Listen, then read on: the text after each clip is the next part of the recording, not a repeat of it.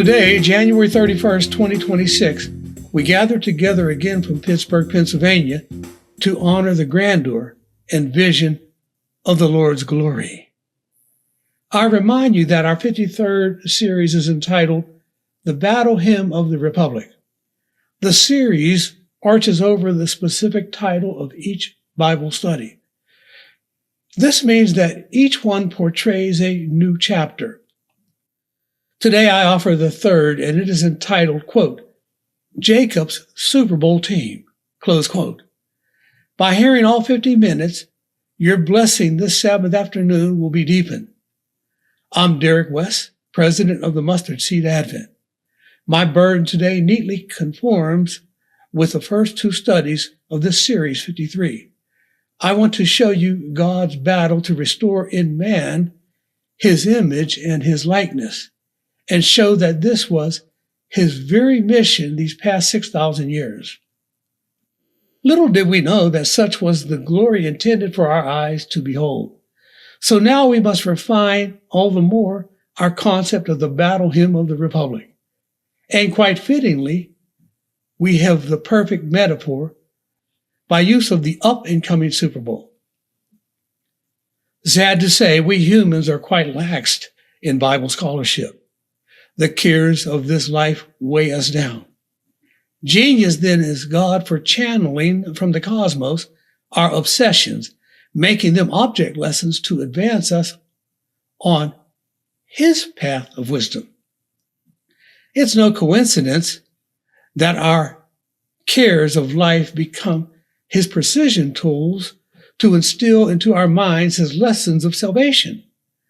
God can use his ordained maestro to exemplify these messages that otherwise would be lost in our mental blind spots.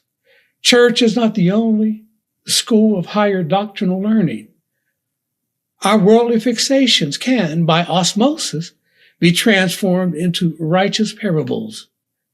I give you a definition now. Osmosis, a usually effortless, often unconscious assimilation.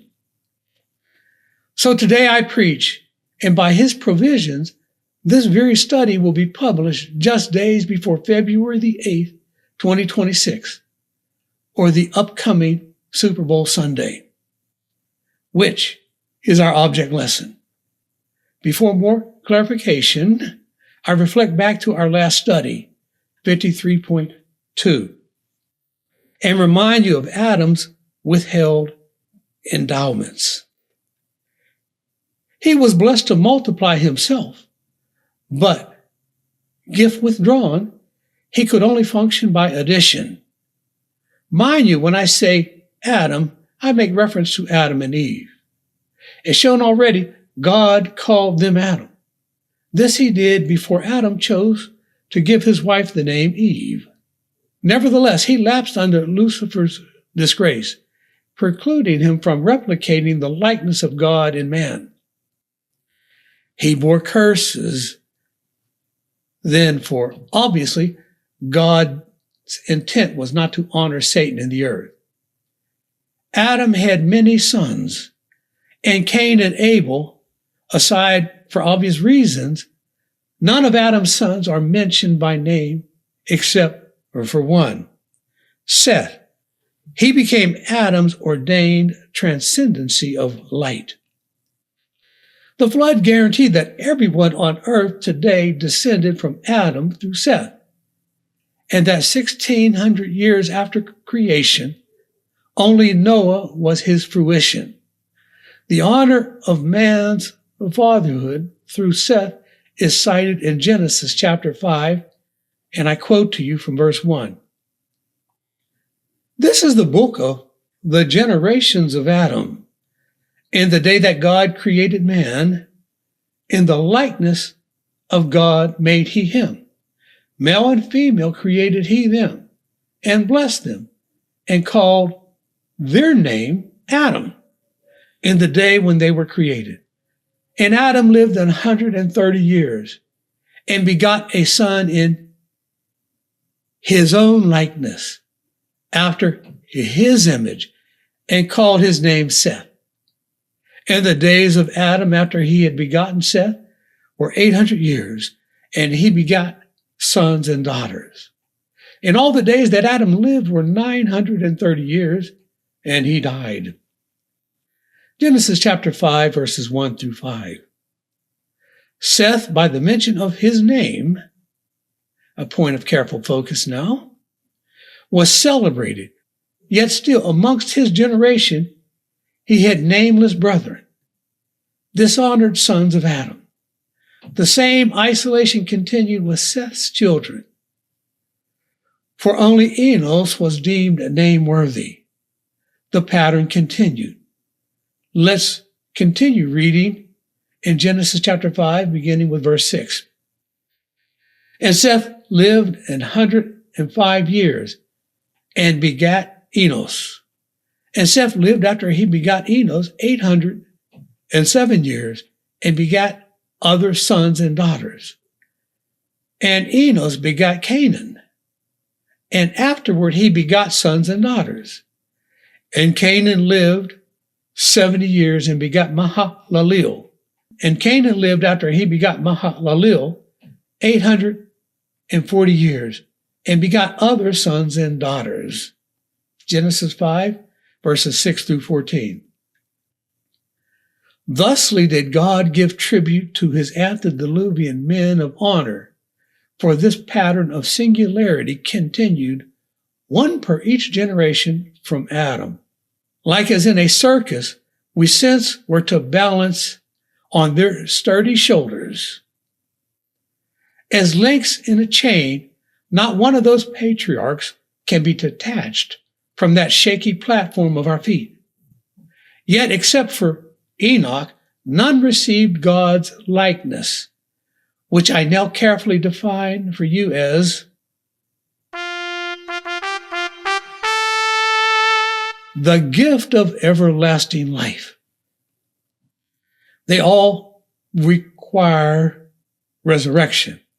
Therefore, upon their shoulders we teeter until the reaper of John 4 emerges. But the Adamic transcendency of stardom gets even more refined when the blessing to replenish the earth is forwarded to men of greater honor. The hope for our return to Eden is vested in Noah's 3 sons after the flood. They continued the same microscopic transcendency of light, 1 star per generation. It began with Adam, then Seth, then Enos, then Canaan, then Mahalalel, then Jared, then Enoch, then Methuselah, then Lamech, then Noah. Then Noah's sons add a polynomial flair to the equation. Each, Shem, Ham, and Japheth, were specially graced to replenish, and get this, to multiply in Adam's stead. Before I prove, let me take a moment to explain the meaning of microscopic transcendency. It is the opposite of macroscopic elucidation. Men plagued with dullness of mind think it a perversity while never discerning that only one man and his wife can have dominion over everything that moveth on the earth. Even with Noah, the genetically descendant star of dominion was consecrated for blossom today by way of not all 3, but only 1 seed from his triplets. This we know even though all 3, Shem, Ham, and Japheth, received God's high honor.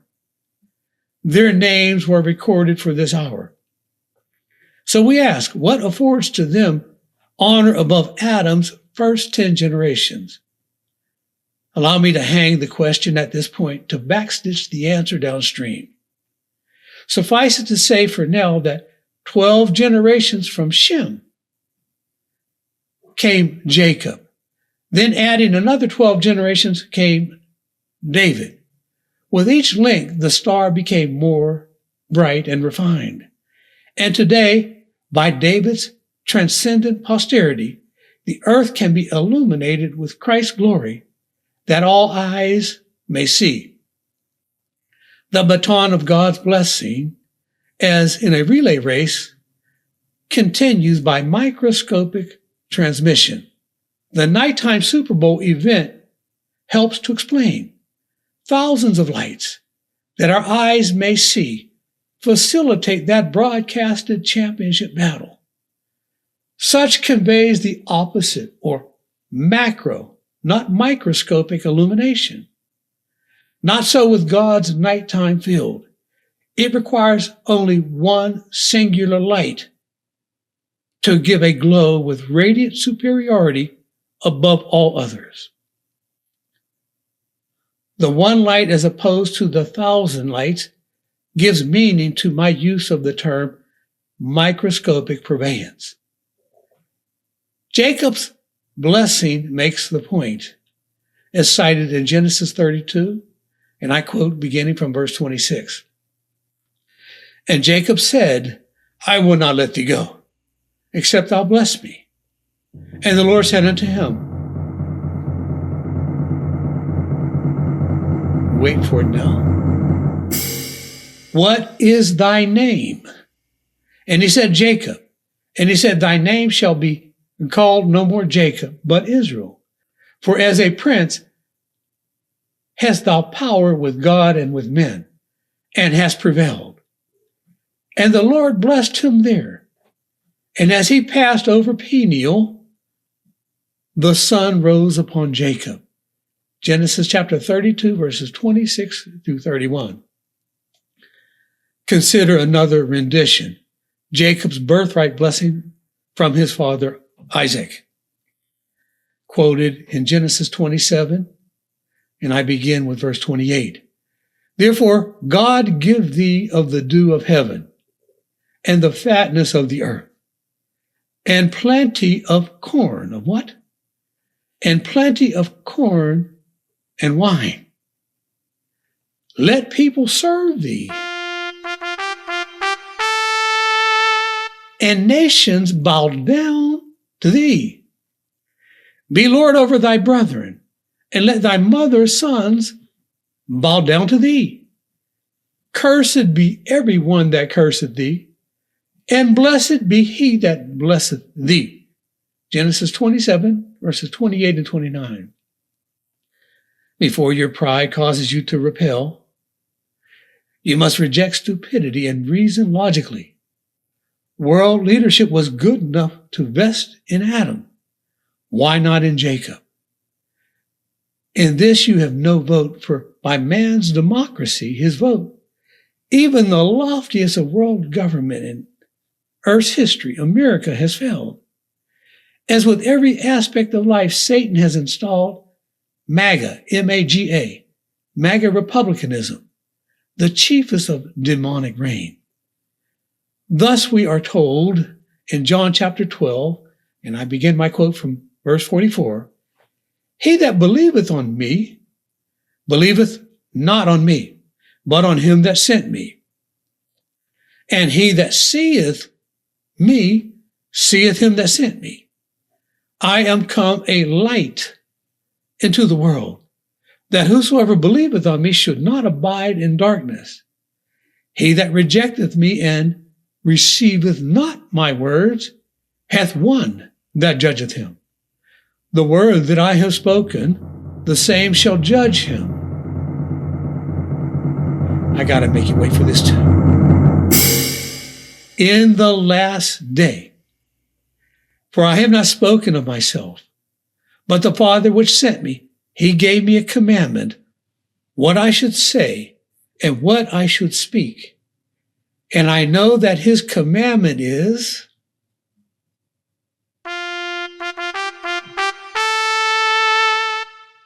life everlasting.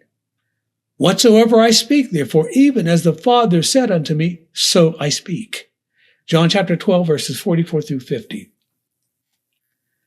Despite their 1,000 light bulbs, the world has been engrossed in darkness until the day when Christ, exactly as promised to Israel at Sinai, descended as a dove and rested clandestinely upon Jesus and spoke Father's words through him.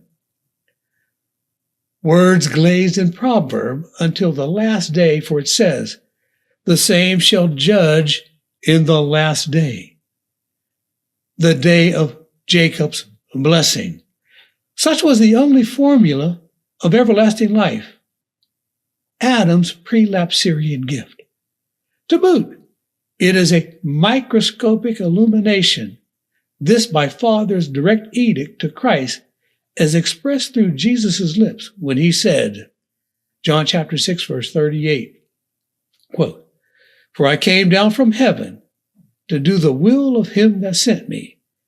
And this is the Father's will which hath sent me, that of all which he hath given me, insertion, such then must be a Christmas gift of focus by God. Repeat. Of all which he hath given me, I should lose nothing, but should raise it up again at the last day, that everyone which seeth the Son and believeth on him may have everlasting life. And I will raise him up at the last day. John chapter 6, verse 38 through 40. Gifts endowed by Father to Christ. Exactly what were they? This we must know, for they were the reason Christ was sent to us by God. Upon seeing them, then your eyes shall see his glory. He healed the sick, fed bread to the hungry, calmed the storms, and, among many others, he raised the dead. But the greater than those gifts is his word, for it means man's escape from the curse of death. It just so happens that, per Deuteronomy 18 covenant, his words must be redelivered through a human proxy, the acclaimed secondary reaper. What a marvelous Superbowl victory. Again, this is the will of him that sent me, that everyone which seeth the Son and believeth on him may have everlasting life, and I will raise him up at the last day. This Son is David, as hammered home in 2 Chronicles 21, verse 7. Howbeit the Lord would not destroy the house of David because of the covenant that he made with David, and as he promised to give a light to him and to his sons forever. 2 Chronicles 21, verse 7. Such is Jacob's luminous eye. Though Satan distorted the single eye to represent himself, it appears on U.S. currency. So thoroughly did he exploit human stupidity that I dare not incite ignorance by displaying that image in this publication. Suffice it to say, Jesus originated the single eye concept. Notwithstanding, its innocent and historic use did indeed bless American currency. This it did because of the dullness of human perception. So stupidity can work both ways. Dullness, I say, because to purposefully link it to a Bible-validated symbol in an unenlightened time would have risked an unnecessary constitutional battle. Detractors would have objected on the grounds of church and state separation. Thereby outmaneuvered, Satan falsely claimed the symbol as his own. This until Christ's words of clarification, as promised, were to be raised again today. By this publication, thereby I raise the symbolism in its rightful truth. Christ said, and I quote from Luke 11, beginning with verse 34, the light of the body is the eye. Therefore, when thine eye is single, thy whole body also is full of light. But when thine eye is evil, thy body also is full of darkness. Take heed, therefore, that the light which is in thee be not darkness. If thy whole body therefore be full of light, having no part dark, the whole shall be full of light, as when the bright shining of a candle doth give thee light. Luke chapter 11, verses 34 through 36. Fascinating indeed. Yet one glaring question arises.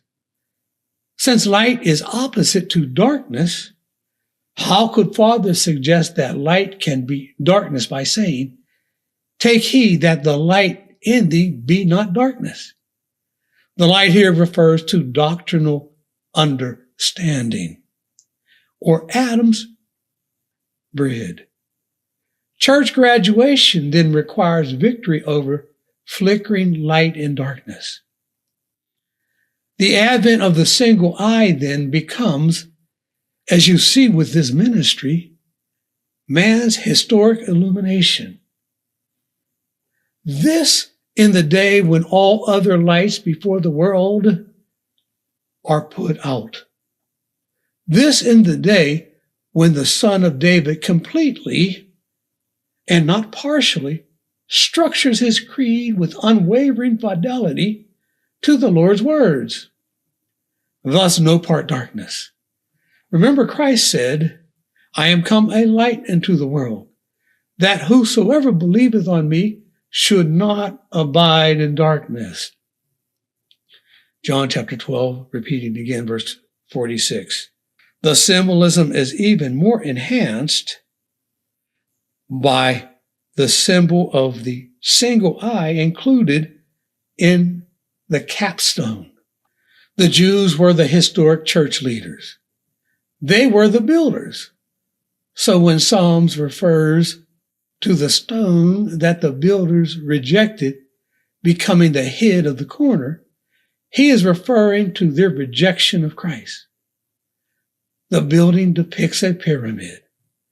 No other mountainous structure, having ragged and distorted symmetry, could represent the Lord's house. And a pyramid is the only edifice that requires one stone to perfectly crown all its uppermost corners, what they call a pyramidion shape at the top or the head of the corner.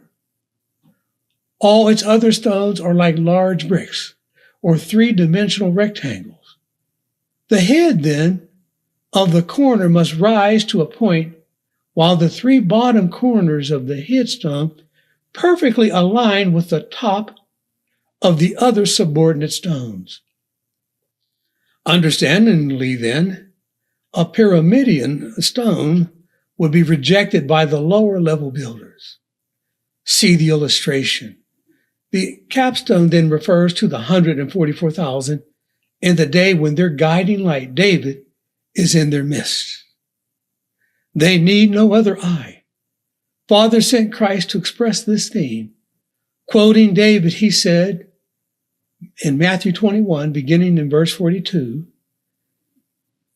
did ye never read in the scriptures? The stone which the builders rejected, the same is become the head of the corner? This is the Lord's doing, and it is marvelous in our eyes. Therefore I say unto you, the kingdom of God shall be taken from you and given to a nation bringing forth the fruits. I like that word. It connects back to Genesis, doesn't it? Therefore I say unto you, the kingdom of God shall be taken from you and given to a nation bringing forth the fruits thereof. Matthew 21, verses 42 and 43. Evidence proves that Christ's name is Jerusalem. See descending on your screen merely one of several other possible proof texts. When his name Jerusalem is placed on the hated sons of America's former slaves, they will emerge in a non-Jewish nation America as the first fruits of Adamic replenishment. Admittedly, The question is perplexing. How could a nation renowned for idolatry, making reference to Egypt, be a symbol of world salvation and redemption? Paul helps when he recommended to us the book of Genesis as the fundamental oracle of our growth in divine scholarship, for it shows Egypt to symbolize the world. It says in Genesis 41, and I begin by quoting verse 55, "And when famine was all over the face of the earth, Joseph opened all the storehouses, and all countries came into Egypt to Joseph for to buy corn." Genesis chapter 41, 55 through 57. The term corn has been given new meaning in the New World, representing maize, but the Bible meaning suggests that it is of the wheat family, that which they use to make bread. Remember, Jacob was blessed by Isaac with corn. It secures the obedient nations to bow to his futuristic son, who, like Joseph, wins world dominion. This is the climactic theme of the Bible. It points to the day when pyramidic darkness of humanity is reversed. Egypt then becomes the perfect allegory to illustrate earth's replenishment from the famine of truth upon the tripod children of Noah's triplets. More is said in Isaiah chapter 56, and I begin by quoting verse 6. "Also the sons of the stranger that join themselves to the Lord to serve him, even them will I bring to my holy mountain. For mine house shall be called an house of prayer for all people." Isaiah 56, verses 6 and 7. In thus wise does God secure Adam's bread from the sweat of his face, a 6,000-year labor to win replenishment for Noah's triplets. Their salvation shall be the shining house of Jacob atop the Lord's holy mountain, his single eye in the capstone. Such is the very stone that the builders, yesterday's Jewish leaders, rejected, and such is the pinnacle of fruitful multiplication. We asked above, how is it that Noah's triplets were elevated as men of equal honor to their 10 predecessors, called the generations of Adam in Genesis chapter 5? Or under what concept of righteousness was the Adamic blessing transferred to them? It says, and I quote from Genesis 9, beginning with verse 1, "And God blessed Noah and his sons, and said unto them, Be fruitful and multiply and replenish the earth. Bring forth abundantly in the earth and multiply therein. And I, behold, I establish my covenant with you and with your seed after you." Genesis chapter 9, verses 1 and verse 7 through 9. Let us quickly discern that Christ is not a covenant breaker, so we can have full assurance that this promise to the triplets will stand firm.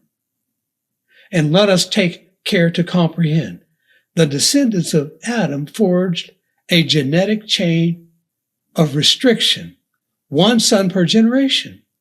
In study 53.2, this fact became solid proof that Adam was not fruitful in multiplication.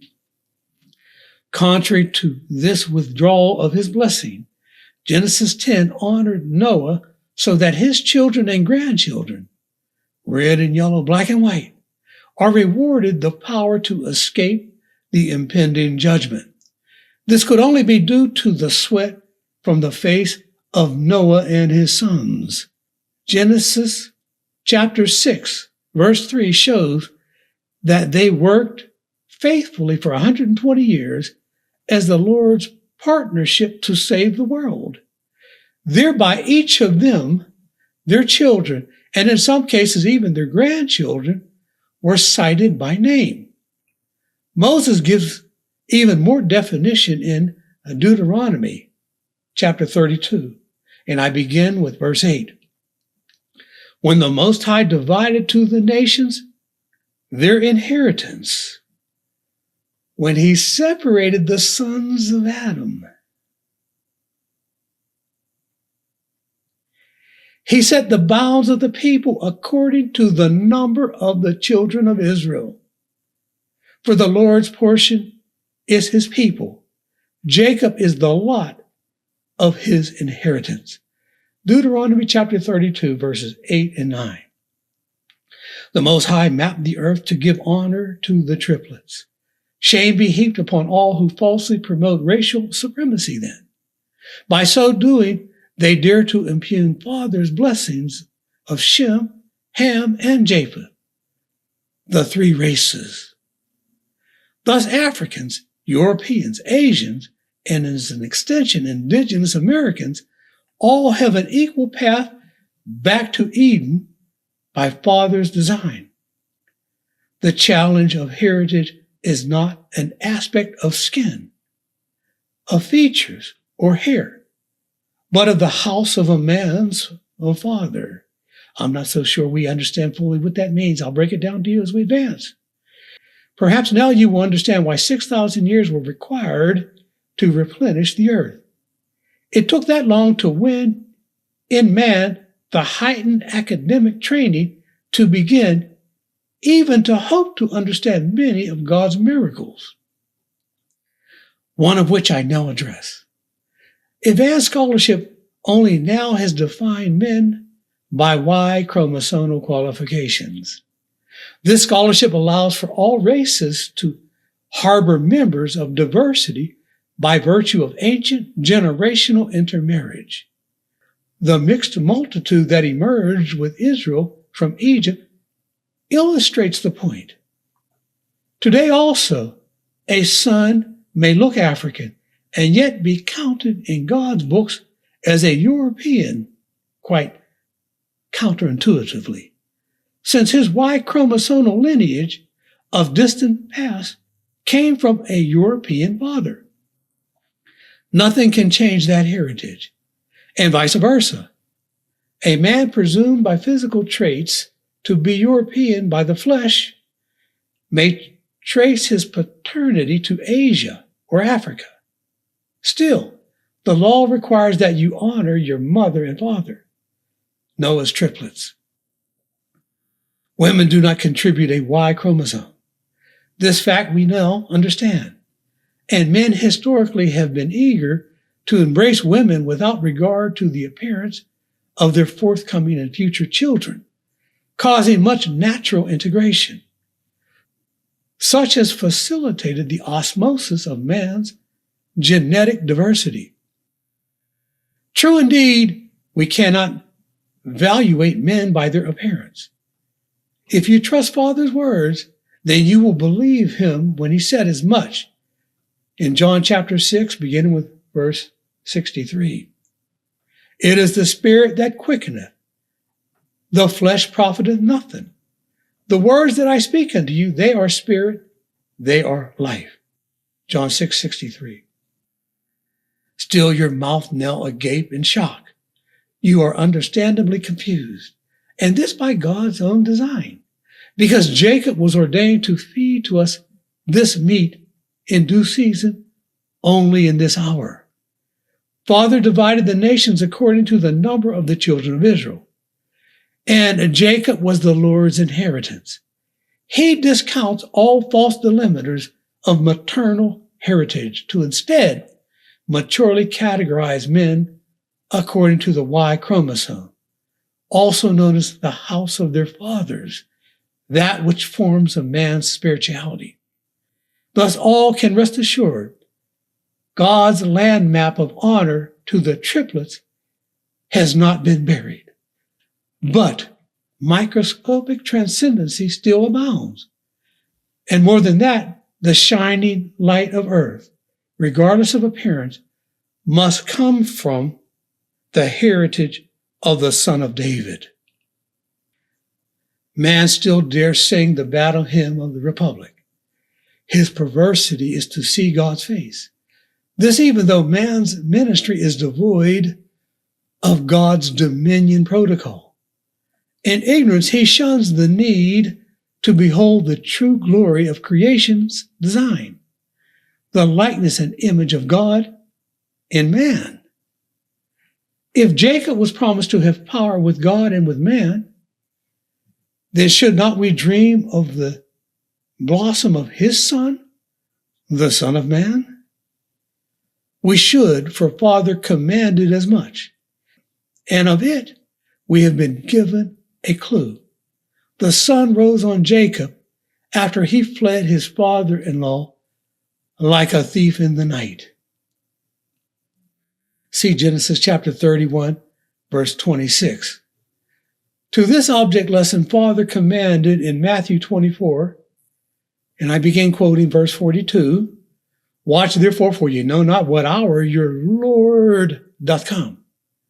But know this, that if Jesus, the good man of the house, had known in what watch Jacob, the thief, would come, he would have watched and would not have suffered his house to be broken up." Why was Jacob called a thief? Because from Laban he stole away his daughters and his grandchildren. Of this it says in Genesis chapter 31, verse 25, "Then Laban overtook Jacob and said to Jacob, What hast thou done?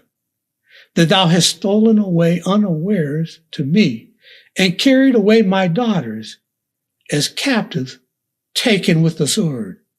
Wherefore didst thou flee away secretly, and steal away from me, and didst not tell me that I might have sent thee away with mirth, with song, with tabrets, and with harp, and hast not suffered me to kiss my sons and my daughters." Genesis chapter 31, verse 26 through 28. In this light, we can continue with Father's commission of us in this, the last day.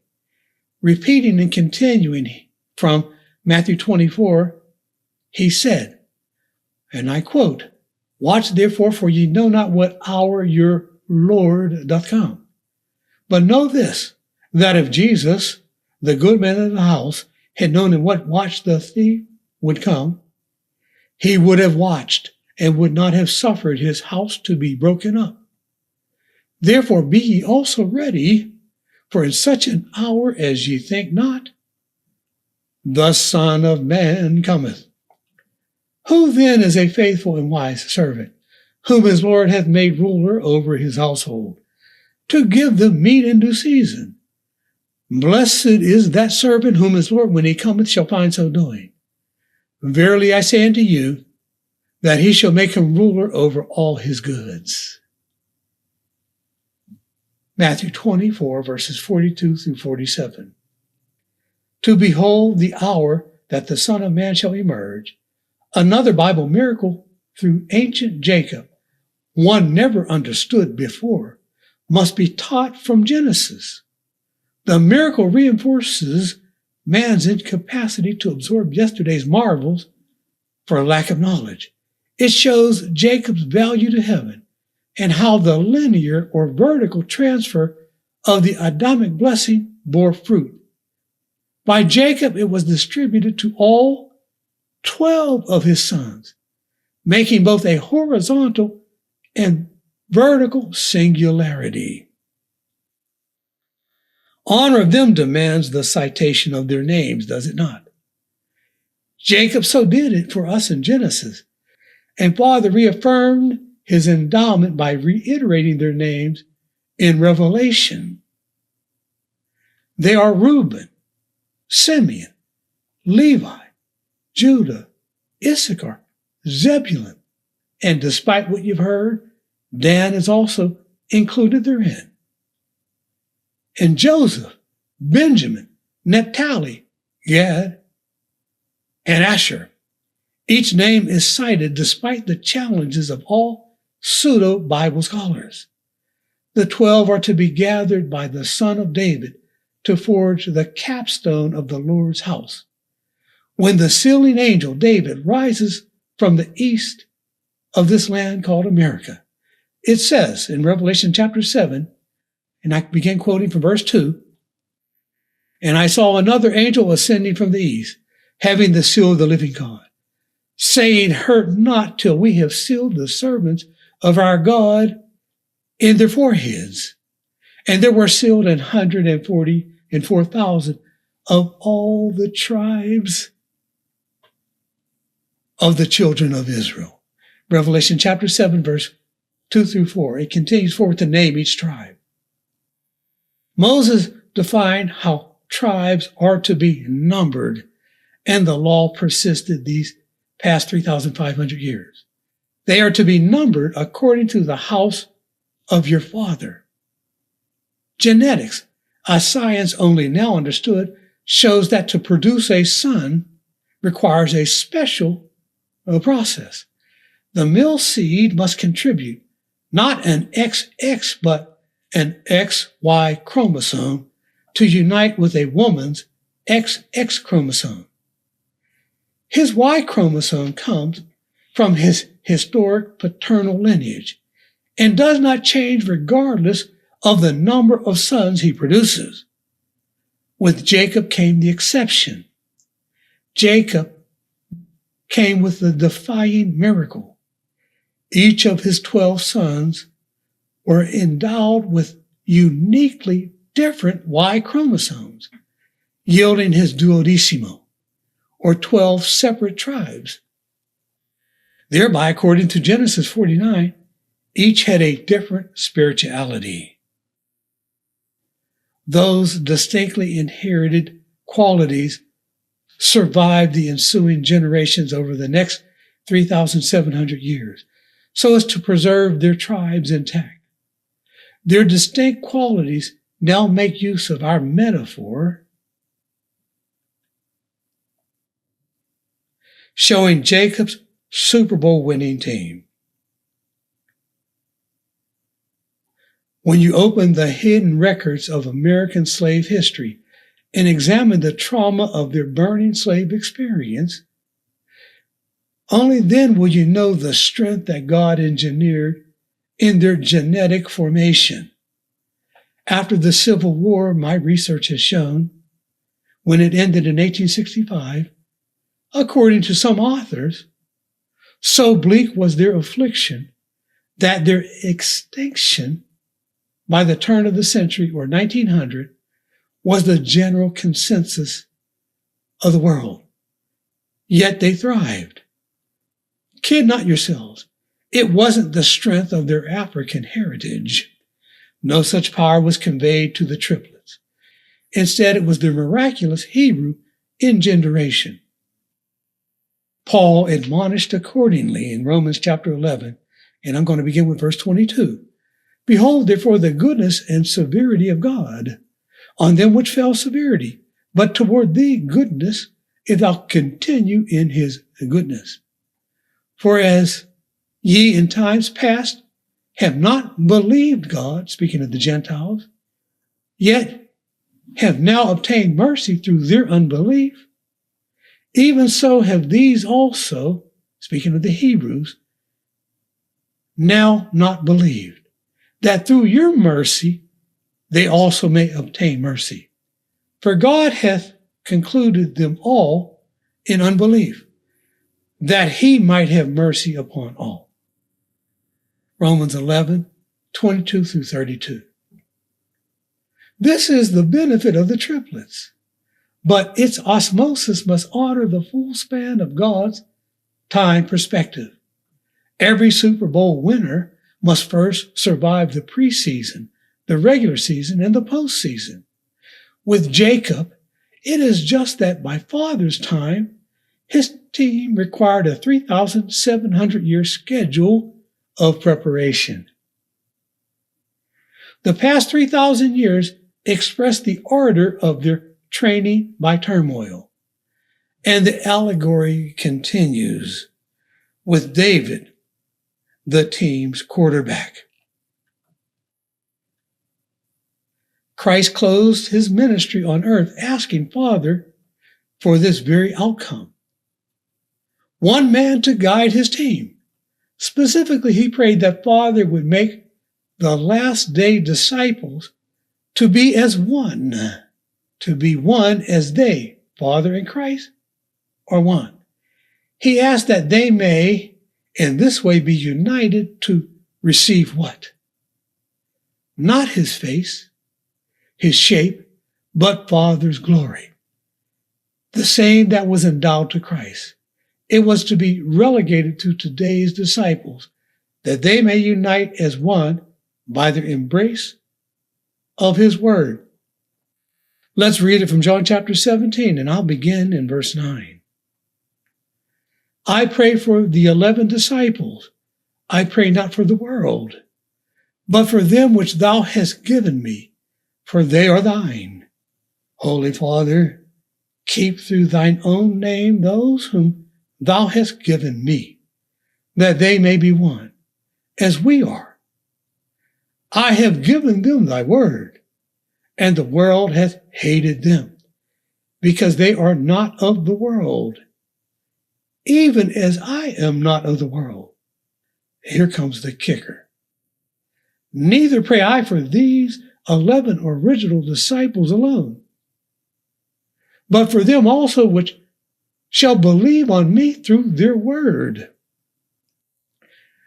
that they all may be one as thou, Father, art in me, and I in thee, that they also may be one in us. And the glory which thou gavest me, I have given them. And the glory which thou gavest me, I have given them. This record is purposefully broken. And the glory which thou hast given me, I have given them, that they may be made perfect in one, and that the world may know that thou hast sent me. John chapter 17, verses 9 through 23. Not the original 11, but all who believe on Christ through the word that he gave to the original 11.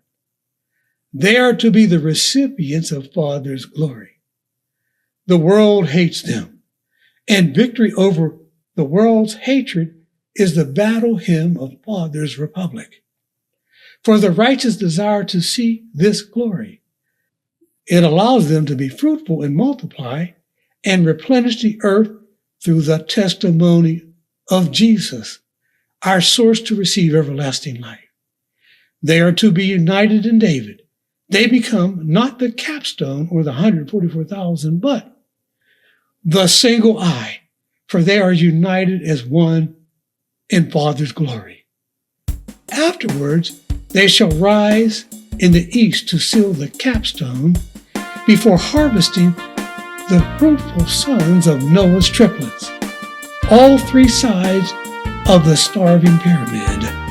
Remember, Christ prayed, the glory which thou gavest me I have given them, that they may be one, even as we are one. Such is the only glory of which Christ urged that we see, for it proves that the Father hath sent Christ.